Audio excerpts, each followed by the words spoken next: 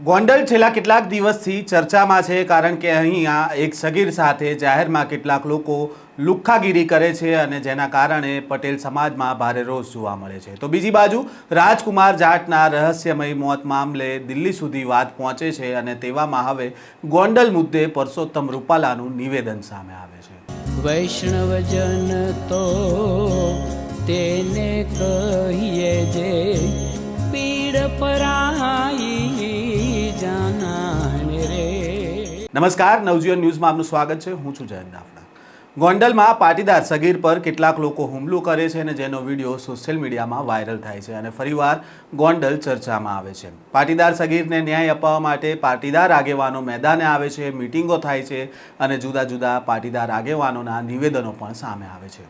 તેવામાં ગઈકાલે ખાનગી હોસ્પિટલ ખાતે ભોગ બનનાર અને તેના પરિવારજનો સાથે જયેશ રાદડિયા, ભરત બોગરા દ્વારા મુલાકાત કરવામાં આવે છે અને હોસ્પિટલ ખાતે ભોગ બનનાર પરિવારજનો તેમજ પાટીદાર અગ્રણીઓ સાથે બેઠક થાય છે અને બેઠક પૂર્ણ થયા બાદ જયેશ રાદડિયા અને ભરત બોગરાનું નિવેદન સામે આવે છે અને સમગ્ર મામલામાં ઘટતી કલમોનો ઉમેરો કરવામાં આવશે તેવું કહેવામાં આવે છે અને બનાવ સંદર્ભે રાજ્યના ગૃહમંત્રી અને મુખ્યમંત્રીને પણ વાકેફ કરવામાં આવશે।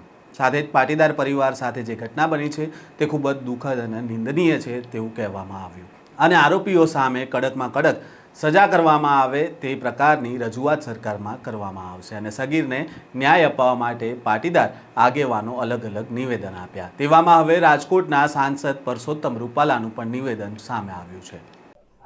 આ ઘટના સંબંધે અમારા પક્ષના વરિષ્ઠ આગેવાનોના નિવેદનો પણ આવી ચૂક્યા છે। રાજ્ય સરકાર દ્વારા એમાં જરૂરી કાર્યવાહીઓ પણ થઈ ચૂકી છે। આ ઘટનાને લઈને કાયદો કાયદાનું કામ કરે એવો અમારો બહુ સ્પષ્ટ મત છે, પરંતુ સામાજિક સૌહાર્દને અને એના તાણાવાણાને નુકસાન ન થાય એનું આપણે સૌ ધ્યાન રાખીએ।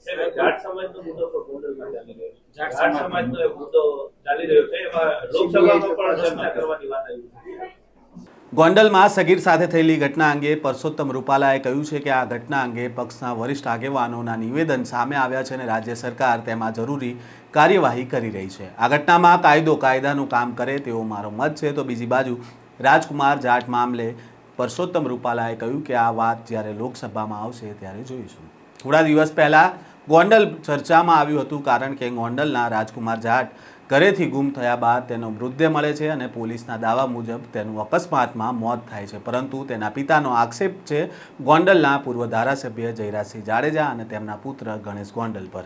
આ મામલો લોકસભા સુધી પહોંચે છે। રાજસ્થાનના ઉમેદવાર બેનીવાલે સાંસદમાં આ મુદ્દો ઉઠાવ્યો અને આ પછી આ મુદ્દો રાજસ્થાનની વિધાનસભામાં પણ ઉઠ્યો અને હાલ આ બંને ઘટનાના કારણે ગોંડલ ફરીવાર ચર્ચામાં આવ્યું છે। આ પ્રકારના સમાચાર સાથે ફરી મળીશું, ત્યાં સુધી નવજીવન ન્યૂઝ સાથે જોડાયેલા રહેજો। વૈષ્ણવજન તો તેને કહીએ જે